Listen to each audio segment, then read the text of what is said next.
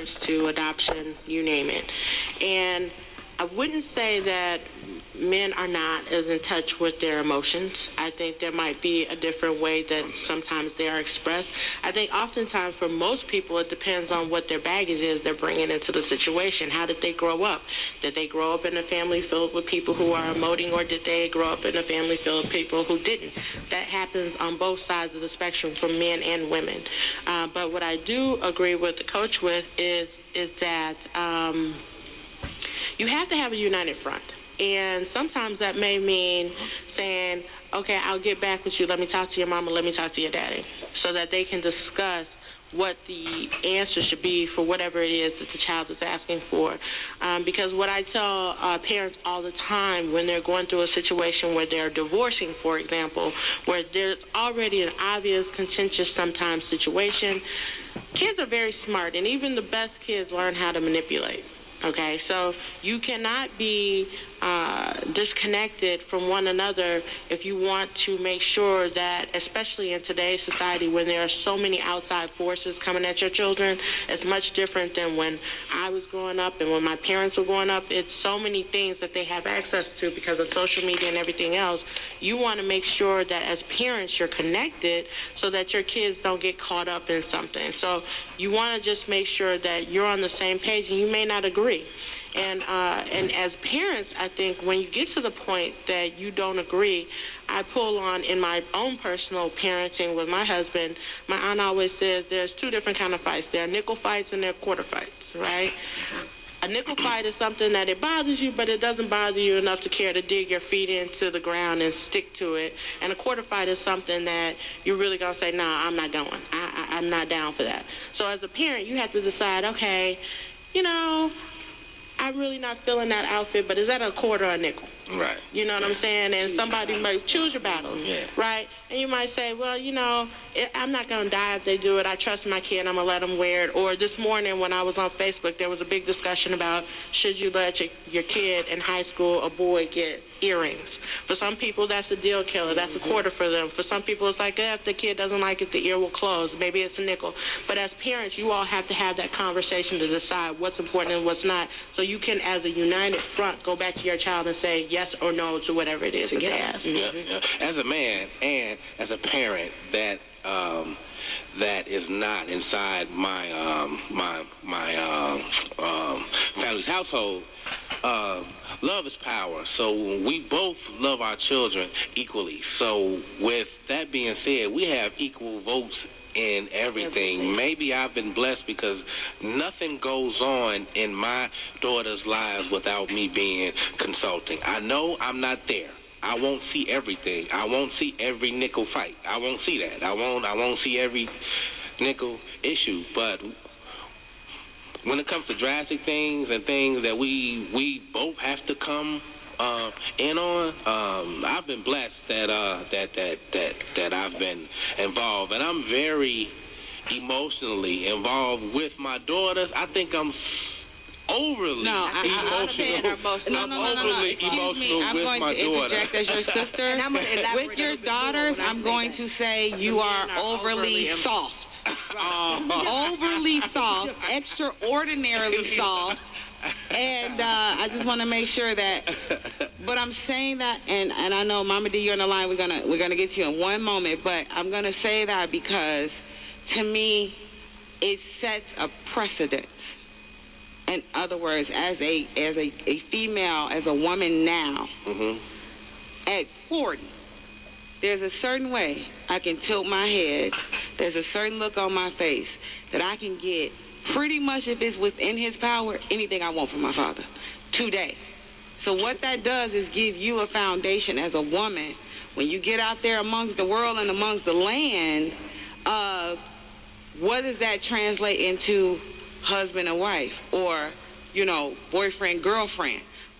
That level of importance and that safe place with that father plays, to me, a huge dynamic when as you grow into womanhood. And don't get it twisted, because my son is here, and I will say it. As a mother, boys have a tendency to have that soft place with the mother. And that's why I'm a huge fan of the balance of both.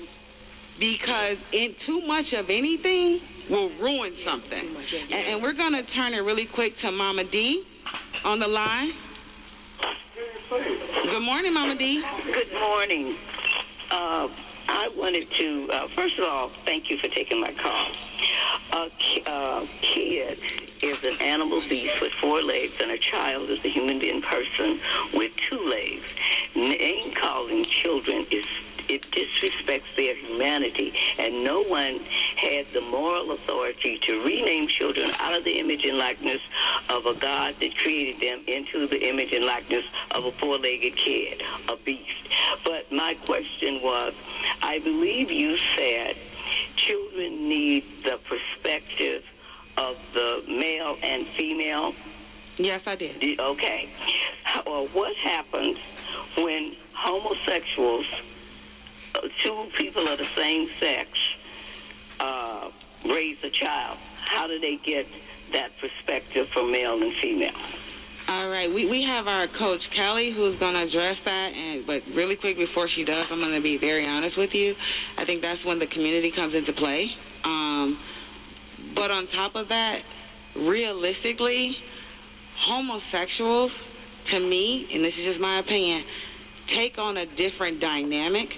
So one is usually alpha and one is usually the kind of omega or the softer side, which takes on those different roles. But I'm going to let Coach Kelly handle this one, so hold on. Okay, so I want to say this first. As a Master of Social Work student, we don't have a right to first dictate who raises a child, whether it's 2 men, 2 women, man and woman. That's not our place. I think, 1, we need to mind our businesses as it relates to that. And then 2, when you speak of feminine energy or masculine energy, and we're looking at the man and the woman, when you look at 2 homosexuals, one of them is dominant in feminine energy. And he is going to give that male or that female the feminine perspective. We get so caught up in just because I have a vagina, I'm going to be able to provide my child with a feminine aspect. No, there are a lot of women out here who are females but living in a masculine mindset and a masculine heart. So therefore, they're not capable of providing a child with any feminine perspective. So it's not necessarily your gender or the idea of having a vagina or a penis. If you are emotionally connected to the divine source or your feminine energy, that which is completely different from just being a female, then you can offer any child the perspective of what it means to be emotionally connected as the feminine energy is. And if the male in that role, the masculine or the homosexual male, is playing the masculine role, obviously, then he has the idea of what it means to be the masculine person. We all have masculine energy. We all have feminine energy. It's a matter of what dominates what. Right? So I mean, we can ask about what it's like for a man to raise a child. They can do the same thing, and we really have to get past this. You're a woman, so that means you can raise a child. That's a lie. You're a man, so that means you can raise a child to be a man. That means nothing. I'd like to add on to that, especially since we are officially in June Pride Month. This is officially the month of unicorns and rainbow glitter. And we need to celebrate all members of our society. That's we right. have no room right now, especially in our current environment, to keep anybody out. I don't feel that when it comes to parenting that it matters, because what really matters is that you have a child that feels that they are important and loved, and that they are loved, and that they matter. Yes. And I think that when you have a child who feels that way, if there is something that one parent or the other, be it a child who's raised in an environment that is a more stereotypical environment with a mother and a father, or a child that has parents of the same gender, in either of those situations, oftentimes the parents have to look outside of their home for help. That's what your village is. That's what they do. So I think that as long as any parent has their village, the child will be fine.